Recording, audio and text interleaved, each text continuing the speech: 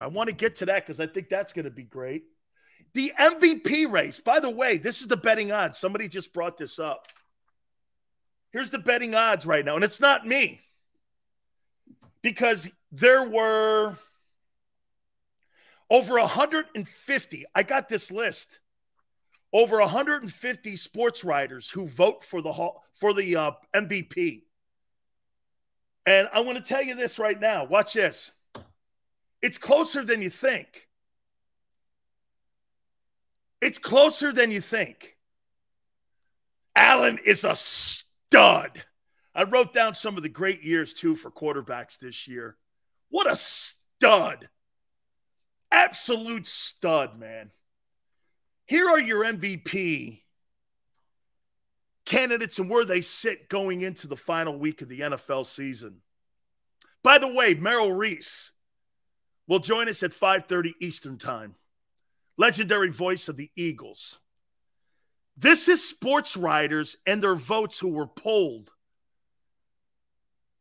by NFL people. You ready? And first, before I start, two players received the most first-place votes. Patrick Mahomes and Jalen Hurts. Here's the 10. Tyreek Hill received 1 vote. 10th. Micah Parsons received 1 vote. 9th. McCaffrey. Christian McCaffrey is 8th. He received votes. Plus, others voting him first, second, or third, or fourth, or fifth, or sixth, or seventh, or eighth. Like that. That's how it works. Number 7, Justin Herbert. What a year he's had. 3 votes. Number 6, voters that were polled for the current MVP race heading into the final seasonal game. Nick Bosa, 6th, received 4 votes. Number 5, Justin Jefferson, Minnesota Vikings, received 9 votes. These are 9 first-place votes, 4 first-place votes, 3 first-place votes. I don't get that Micah Parsons vote. Number 4, Josh Allen, received 27 first-place votes. Really? And here are the top 3 favorites heading into Week 18. And the guys who received the most first-place votes, plus the voting itself. Number 3, Jalen Hurts, received 30 first-place votes. Number 2, Joe Burrow. Wow. Whew. Number 2, man, that guy's great. Number 1, Patrick Mahomes. So it's Hill 10th, Micah Parsons 9th. These are voters. This isn't Vegas or Atlantic City. Number 8, Christian McCaffrey. Number 7, Justin Herbert. Number 6, Nick Bosa. Number 5, Justin Jefferson. Number 4 is Josh Allen. Number 3 is Jalen Hurts. Number 2 is Joe Burrow, Joey Bay. And number 1 is Patrick Mahomes. That's pretty much the way it's probably going to finish up. And if Burrow, it's probably going to finish up that way. It's going to be this. This is where your top 3 are going to be. It's going to be Mahomes, Burrow, and Jalen Hurts. Will end up probably how it sits next week. And that's probably, are you guys good with that? I'm going to send my vote in next week, next Thursday. Are you good with that? I mean, Jalen's playing in a JV game. He's playing in a junior varsity game Sunday. I'm not counting that. Sorry. Game, set, and match. He missed 3 weeks, basically, as far as I'm concerned. And he didn't play in the Dallas game. You know. So, are you good with this? Mahomes, Burrow, Hurts? You good with Big Sills doing the right thing and putting Patrick Mahomes as the most valuable player? Okay. Okay. Allow you to no count it. No count it. Brian, totally agree. I really would have. Hey, guys, in all fairness, I really love to have seen what Jalen could have done and how close this thing could have been if he was able to play. And he was able to play in those significant games. I would have really loved to have seen it. But I'm going to put him third on my ballot. Okay? And he did kick ass, Murphy. He did. He did kick ass this year. He had a great year. Here, how about this? I think this is a consolation prize. I would say to you that Jalen Hurts is the most valuable player in the NFC. Is that fair? Is that fair? Hurts is the NFC MVP. I concede that. Hurts is the best player in the NFC. Is there any other guy? Nick Bosa? I think Jalen's had a better year than Bosa. You think Jalen's had a better year than Justin Jefferson? That's a toss-up there, maybe a little bit. Jefferson's had a great year. Is Jalen Hurts the most valuable player of the NFC? It's a shame. You know what? And I say this. I think like baseball, you got 2 MVP awards. I think you should have 2 MVP awards. I think you should have an AFC and an NFC. I totally believe that. You should have an MVP for both conferences.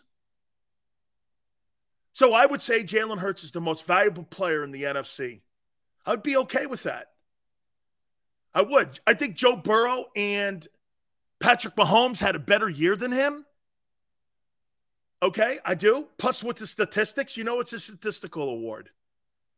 That's probably why they're going to end up lying there and sitting there. Texas Boy goes, Jalen Hurts' stats this year are trash. Dak's stats from last year's better.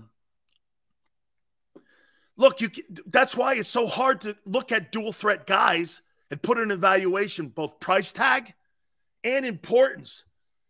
But we do have reference here. Okay? I mean, Lamar Jackson in 2017 threw for 3,104. Okay? He did lead the NFL in touchdown passes. But he also had 1,200 yards rushing. And if you remember right, they won 14 ball games that year. They won a ton of games. Got bounced in the playoffs, but they won a ton of games. And he was a unanimous MVP. So that's a benchmark for guys like Jalen. And for some extent, the guy in Buffalo. But the guy in Buffalo is a better passer than both of them. Man, it's not close. Josh Allen is a superior arm to Lamar Jackson and to Jalen Hurts. I mean, you never come out of a game when you watch Jalen Hurts and go, Jesus criminy, did you see that laser throw? Now, we're getting better with it. But every time you watch Josh Allen play, you're going, that guy is spectacular. He is a special football player. Special football player. Hopefully he isn't Luck 2.0. I agree with you. He's talking Josh Allen. He's talking Josh Allen. I agree. Hopefully he's not going to turn into anything like that. Hey, real quick, besides Jalen in the postseason, I'm going to say this to you about Dak Prescott. Dak Prescott better have a great postseason, or he may not be the starting quarterback of the Dallas Cowboys moving forward. Why in the world would you continue to pay a guy that can't deliver you anything? He can't deliver anything. He has not. And he's been on that contract now for a significant time. If the Cowboys, what it's lining up to be, the Cowboys, hey, by the way, you may play the Cowboys or the Buccaneers in your opening round. That's what it's shaping up to look like. You're going to play the winner of the Bucs and Cowboys. That'll be the divisional game at Lincoln Financial. Okay? The divisional game will be Brady or Dak. Those two teams are playing better than you right now.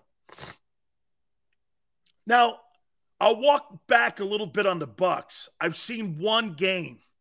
In theory, I've only seen 2 quarters. But they got their center back.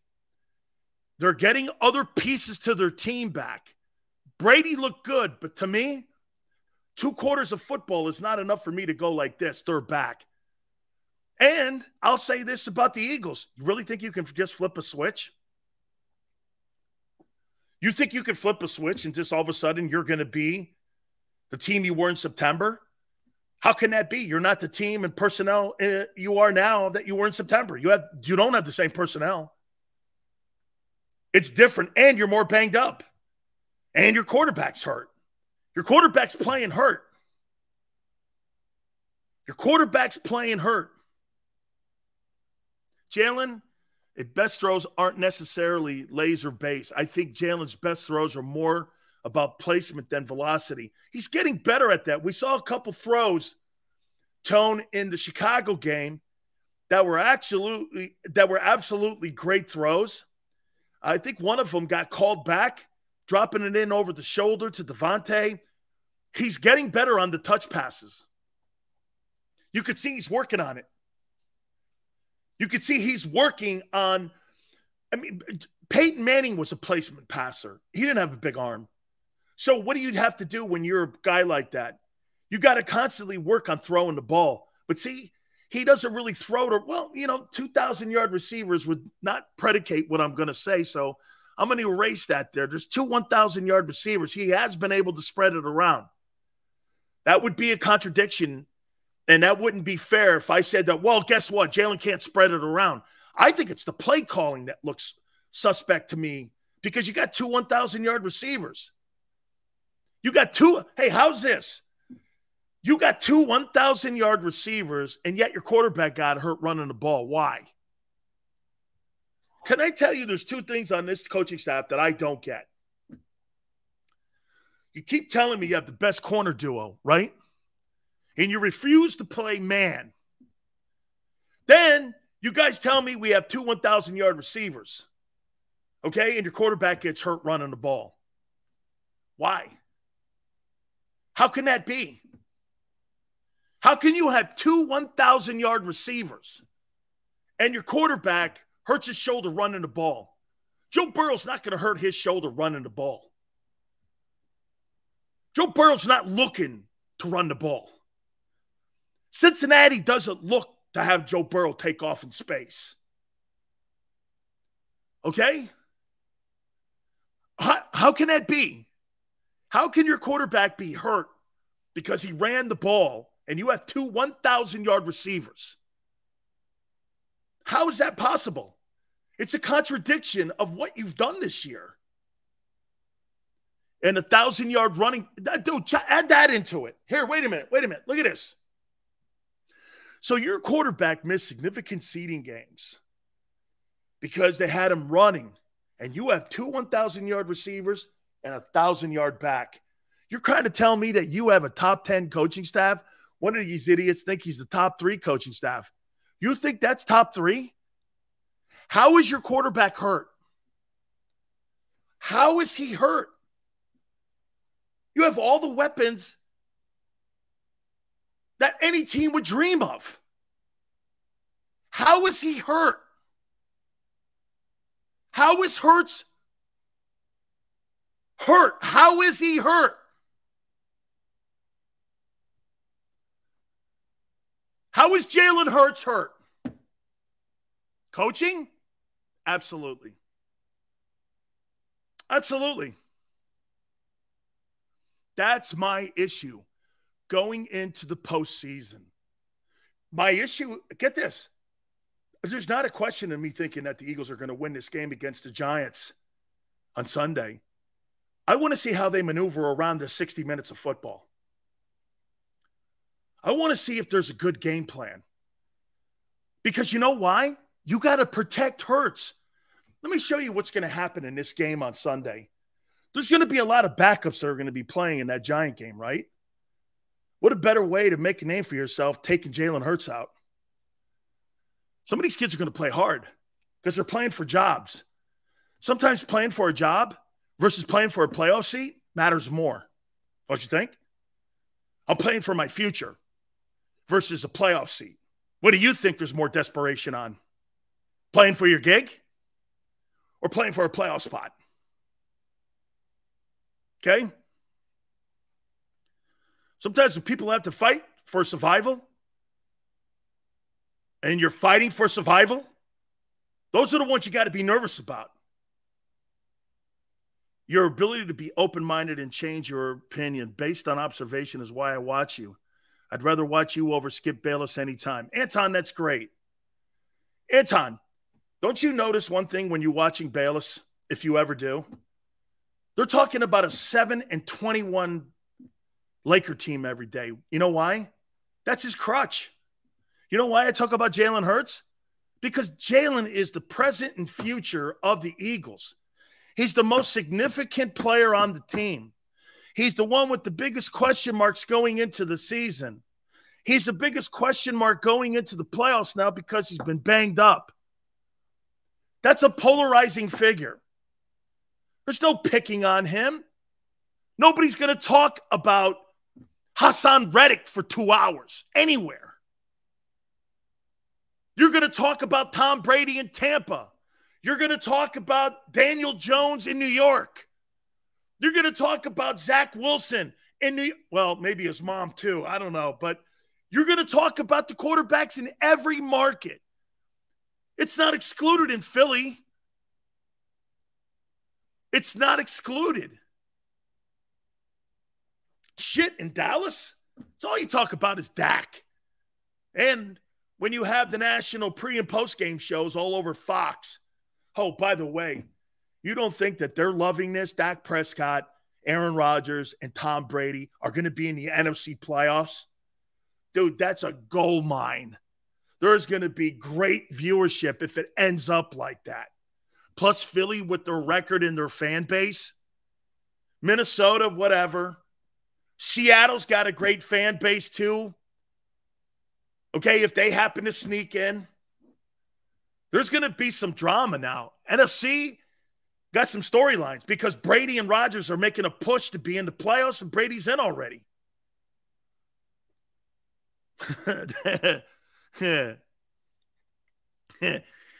Well, you know, Zach, I can't talk about his performance, but I could talk about his mom's Instagram. Unbelievable. I see why she's popular. She's more popular in New York right now than her kid. It's crazy. Hey, who's more popular? Zach Wilson or Zach Wilson's mom? Well, I think his mom probably, right? I got to think she's more talented. Right? How the Eagles going to beat the Giants backups? They can't win with their backup quarterback. They're not going to play their backup quarterback. They're going to play all their frontline guys, man. Dan, you was right about if a player dies in the NFL would be licking their chops. Eagles, it's a sick comment, though, but you're right. It's sick. You know, this Damar Hamlin story has been great. Absolutely spectacular this week in the fact that we're seeing recovery now. We're seeing recognition. We're seeing, you know, him putting his arms up, talking to his family. Those are all great things. Okay? Those are all spectacular things. Do you think the NFL's – hey, let me ask you this. This Damar Hamlin story, do you think the NFL is any less popular than it was prior to Monday? You think the NFL is any less popular or more popular? What do you think? I think the NFL is more popular. I think they're more popular. Eagles screwed Dallas last week. They don't get to rest this week. And if the Eagles lose again, they have to play Green Bay over Tampa. It would probably, yeah, you're right. It's not going to be the winner of the Cowboys and Bucks. The Eagles would have to play the Packers. You're right. They would have to play the Packers at Lincoln Financial. I think you're right. I think that's how that scenario would play itself out. I do. I think you're right. I think that could be. Sills, are you in a good mood? I'm in a good mood every day, bro. NFL Coach of the Year. Let's get into that. By the way, Week 18, we're going to make some predictions. I I got a feeling some of these games are going to look like exhibition football games. And some of these games are going to look like Saturday, Jacksonville and Tennessee. What a big game that's going to be. Here is your NFL Coach of the Year, and I have a vote for this. I've got 10 names written down here. I'm going to start at 10. Pete Carroll. I think the job that Pete Carroll has done this year with the Seattle Seahawks has been an amazing job of coaching. It's just been an amazing job of coaching. He took Geno Smith, who's in conversation for comeback player of the year, and he has just revitalized this kid and done a great job with him. So I got Pete Carroll at number 10 for NFL Coach of the Year. Number 9, a guy that I'm learning more of every single year, and he's starting to really show people who he is. I really like this Zach Taylor kid now. I'm becoming more accustomed. I think after the tragedy on Monday, we got a better understanding who he and also Sean McDermott is. And I got really great respect for what they're doing in Cincinnati. And I'm learning more about him. Zach Taylor, I got him at number 9 for Big Sil's Coach of the Year. And like I said, I have a vote for this. I got Andy Reid at number 8. Andy Reid loses Tyreek Hill. And Patrick Mahomes doesn't lose a beat. What a great coach. He's a better coach today than he was in Philly. Now, some would go, Sills, well, he's got a better player in Mahomes. True. But I think Andy's a better coach today. I think Andy Reid, when you watch him coach the way he coached in his relationships in Philly, I think they look better. I think it's because he's got more autonomy also to do what he wants in Kansas City. Wouldn't this be a fair statement? Andy Reid has more freedom when it comes to personnel decisions and it comes to player movement on that roster than he did in Philly. There's a lot of restrictions to be the head coach in Philadelphia. General manager got to answer to. You got personnel people in the room all the time. The owner's a meddler a little bit. And Andy all had to work inside those confines. When you're given full autonomy, like Bill Belichick is, or Pete Carroll is, I think you have more clarity. When Jimmy Johnson was running the Dallas Cowboys, there was more clarity. It was Jimmy's thing to run. Jimmy ran the football operations. And to me, I think you have a lot of restrictions with a very egomaniac general manager in Philadelphia. I said it yesterday, and I'll double down on it. I think he's Jerry Jones 2.0 as a general manager and an executive. He likes the publicity. He likes everyone to know this is his team.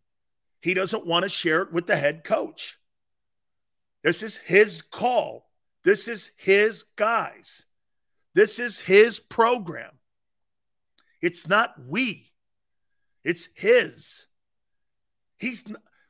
He has a team. He has an attitude to build a team in his image.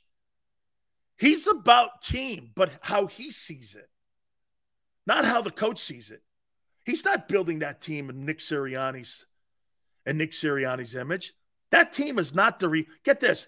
How many people look at the Eagles and say the Eagles are a reflection of their coach? I could go around the league. New England, that's a reflection of Belichick. Seattle, that's a reflection of Carroll. San Francisco, that's Kyle Shanahan all over it. That's Kyle Shanahan all over it. That football team in Philly, okay, it resembles the general manager more than the coach and how it's run. That's not – Nick Sirianni's an emotional guy. The Eagles aren't an emotional group. The only guy that's emotional is the coach. Those players aren't. Seriously, the players are more even-keeled than the coaching staff. Okay, so I mean – I got number 7, Sean McDermott, Buffalo. This is for the Coach of the Year in my vote.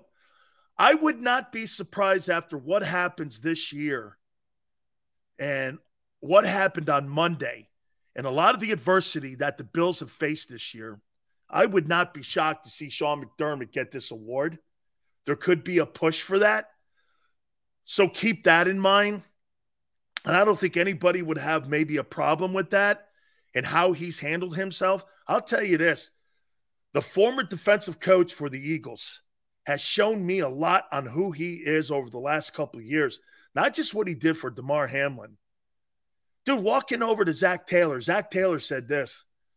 The first thing out of Sean McDermott's mouth, he went like this and he said, I have to be with Damar. I can't coach this game. And he goes, right. And you know what Zach Taylor did? As soon as he said that, I knew immediately which way this thing was trending. And I just said, okay, because our guys felt the same way. And he goes, he showed me everything who he is. Let me tell you something. How a coach handles himself in adversity like this, in situations like this, will galvanize an entire locker room. The Bills are going to win a Super Bowl.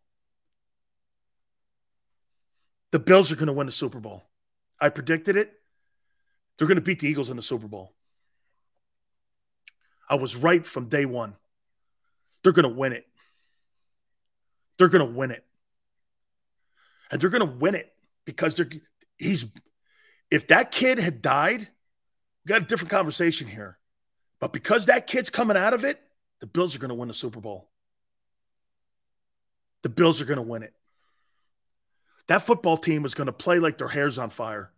There's a purpose that's higher than football. It's God calling. Okay? When you come to grips with mortality and you watch somebody fighting for it, it's a spiritual thing that goes into you when you're watching that. These guys are going to be motivated by a higher being. Now that kid's pulling out of it, how could you not play with your hair on fire? How could you not play with a sense of pride, brotherhood? Holy cow. They are going to be a force to deal with because there's motivation beyond football. When you got something like, how many times in sports history have we seen athletes or teams that had something tragic happen to them and they galvanized themselves around it?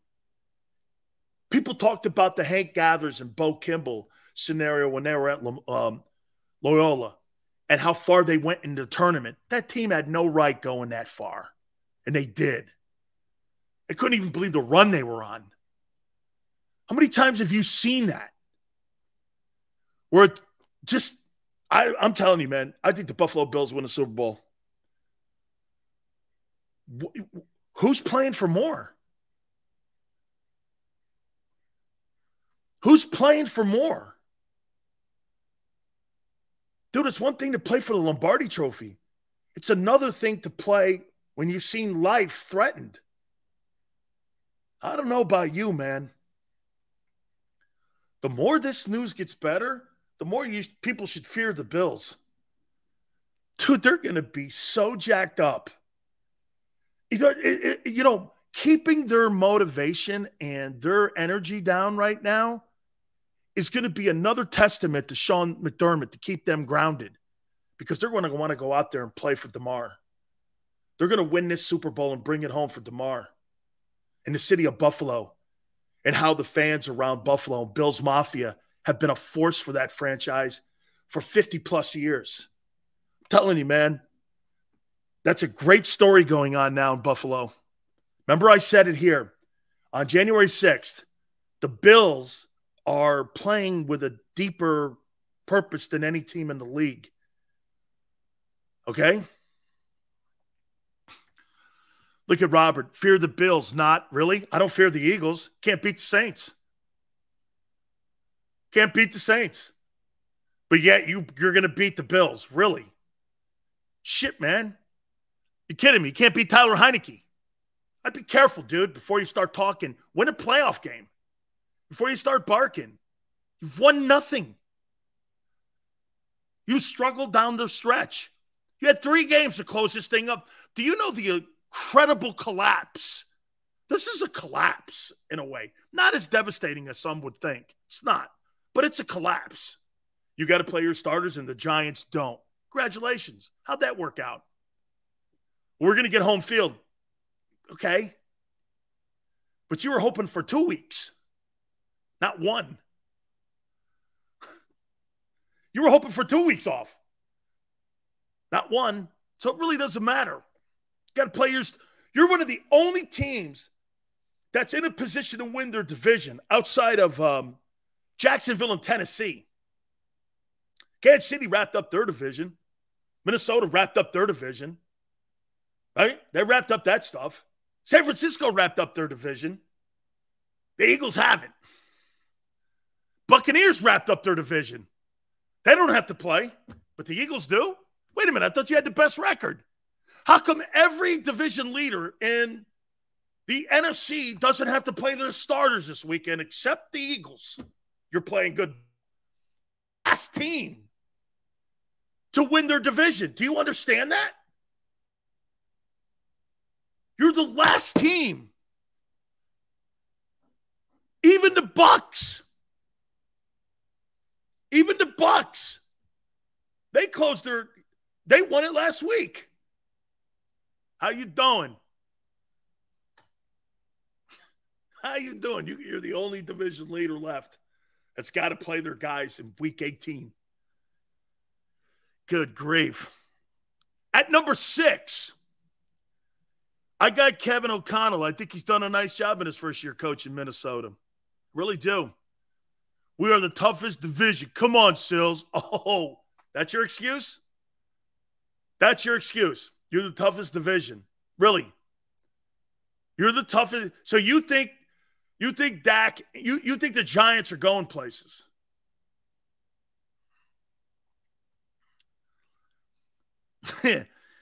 NFL Coach of the Year, top 5 now. Dan Campbell, Detroit. I got him at 5. Nick Sirianni at 4, Philadelphia Eagles. Kyle Shanahan working on his 3rd quarterback, Brock Purdy. Who? San Francisco. Brian Dable, 2, New York Giants. Best coach in the division. And Doug Peterson, Jacksonville Jaguars. He wins that division. I think he slam dunks it.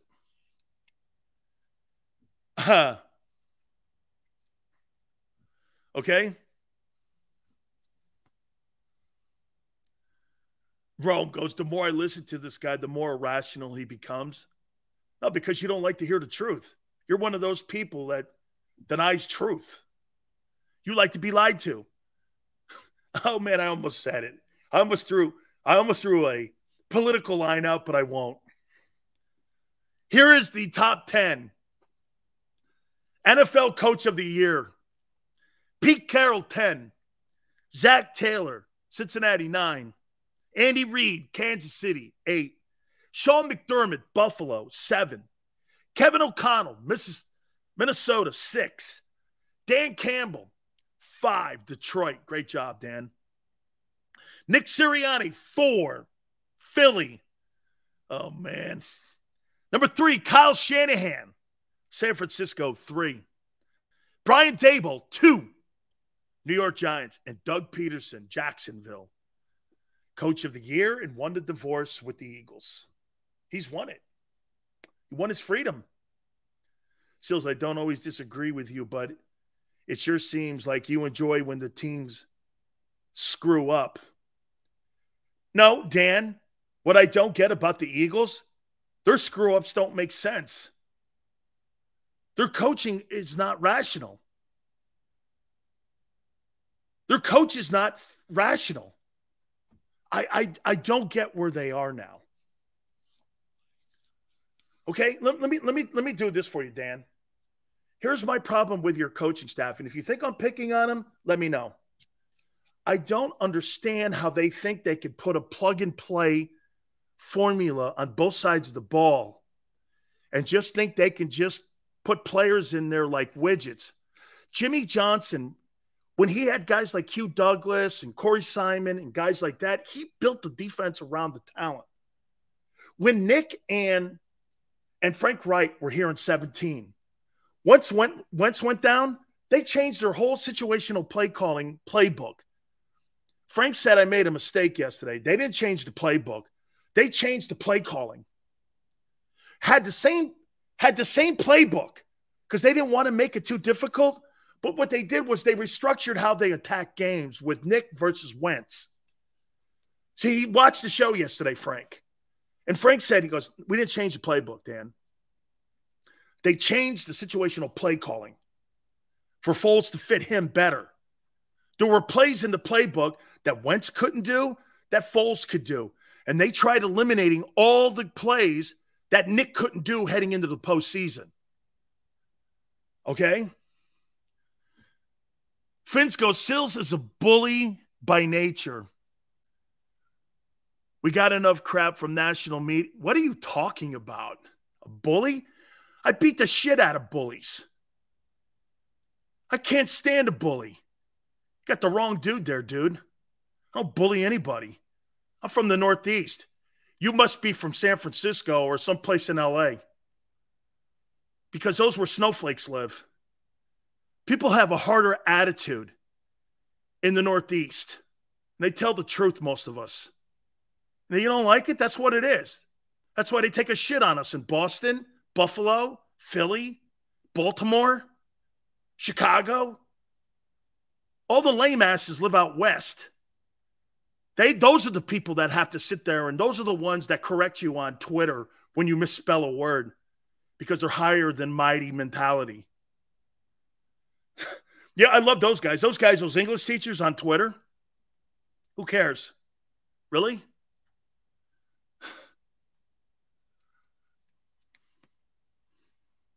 People in the Northeast, it's a way of life. Listen, there's a lot of great folks that I know in LA and up in San Francisco, a lot. But, man, it's weak-ass sports talk. It's the worst on the planet because they talk in generalities and they talk in snowflake talk. I mean, it's crazy. You got to be soft with them because you don't want to hurt anybody's personality or their feelings. I don't care about that. I think some of you don't understand. Having your feelings hurt? Buy a dog. Buy a dog. Eagles coaches are morons. Everything in the world suggests to run versus the Bears. Thank you. Eagles truth. Stats, weather, quarterback off. Dude. They got him hurt. Thank you. Then Minshew running. This guy, Eagle Truth, it's exactly what's happened the last 3 weeks. Eagle Truth, that's a guy who watches ball. You don't have to be an offensive guru to see that. That's exactly what's happened. I can't unsee the Saints game and the incompetence when the game was in the coach's hands. I lost all faith in making this. No, Bill, don't do that. I'm not saying they can't. Bill, I'm not saying at all they can't make the Super Bowl. Sills, Trevor Lawrence or Dak? Trevor Lawrence. I'll take him every day over Dak Prescott. Give me Trevor Lawrence. I see more talent. I see more talent with better coaching and Trevor Lawrence. Who wouldn't take Trevor Lawrence over Dak Prescott? You're crazy. What's Dak won? You know, if I throw that out there about Jalen, what's Dak won? A playoff game against Seattle? I don't know. What's he won? He's got one playoff win. He's got one more playoff win than Jalen. I mean, what's Dak won? I would take Trevor. Dude, let me throw some of these numbers at you here. I got some of the top quarterback performances outside of Jalen Hurts. I want to hit on that. We'll take a look at some of these numbers. I'm telling you, Trevor Lawrence had a spectacular year. I got to give it to my guy, Merrill Reese, too. Merrill Reese, at the beginning of the year, said Doug Peterson's going to win the Coach of the Year award. Trevor Lawrence hasn't won shit. I know. This is his second year starting. In his second year starting, he's going to take the Jaguars to the postseason and win a division crown. I don't know. Pretty good. If you think your boy's good. And he's a better – dude, you don't Who would you take? Trevor Lawrence? Hey, I got a great question before we go to timeout. Who would you take? Trevor Lawrence to build your team around, or would you take Jalen Hurts? Who would you take? Who would you take to build your team? Jalen Hurts or Trevor Lawrence? Who would you take? Hurts. 3,400 yards. Can't stay healthy. Hurts. Look at these guys. Who would you take? Trevor. Hurts. Oh, man. This is – you would take Trevor. Oh, my God.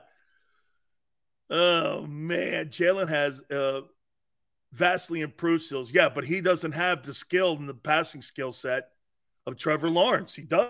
Watch Trevor Lawrence throw the ball and then watch Jalen. It's night and day. That's a franchise quarterback. That's a franchise quarterback. Hurts. Trevor's a much better passer. I could ask 10 NFL people that question, and they would answer Lawrence. They wouldn't put Hurts in there. Trevor's on the Dak level? I don't think so. Absolutely not. I'm not talking MVP. I'm saying who'd you build your franchise around? If you lost a wide receiver, if you lost A.J. Brown, who's the wide receivers in Jacksonville? Can somebody help me? Who are the wide receivers? Do they have any? I know they got Etienne running the ball. Can you imagine Trevor Lawrence with Devonta Smith and A.J. Brown and Dallas Goedert? Their tight end's pretty good. The Jags have a good tight end. Who's the wide receivers in Jacksonville? Who do they have? Christian Kirk's a good tight end. He is. He's pretty good.